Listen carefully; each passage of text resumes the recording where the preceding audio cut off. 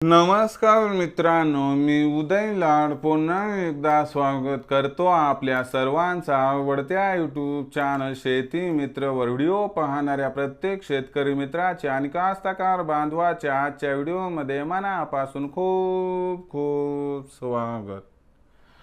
मित्रांनो, thumbnail पाहितलं, title वाचलं. होय मित्रांनो, सामान्य हरभरा उत्पादक कास्तकार बांधवांसाठी सर्वात महत्त्वाची अपडेट की आता 15 एप्रिल नंतर देशांतर्गत बाजारामध्ये 100% वाढणार हरभऱ्याचा बाजारभाव.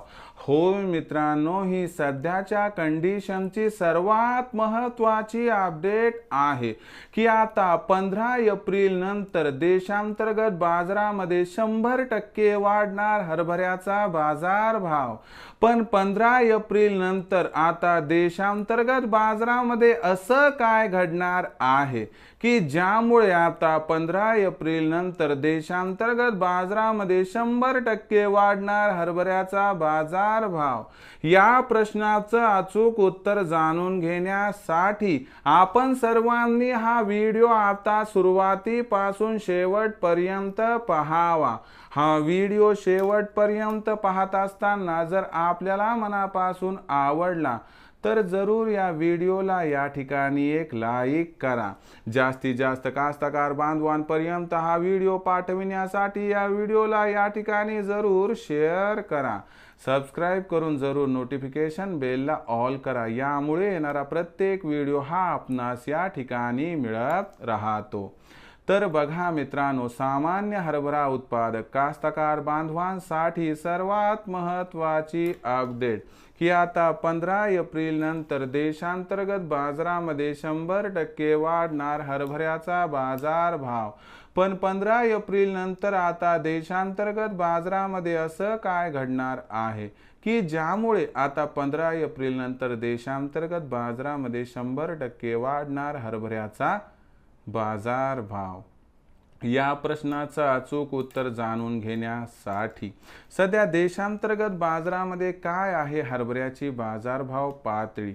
सध्या देशांतर्गत बाजारामध्ये कशी आहे हरभऱ्याची मागणी आणि पुरवठ्याची स्थिती आणि हरभऱ्याचा शिल्लक साठा किती आहे आणि कोणतं ते अनुकूल कारण आहे की ज्यामुळे आपल्याला 15 एप्रिल नंतर देशांतर्गत बाजारामध्ये 100% हरभरा वाढताना दिसणार आहे.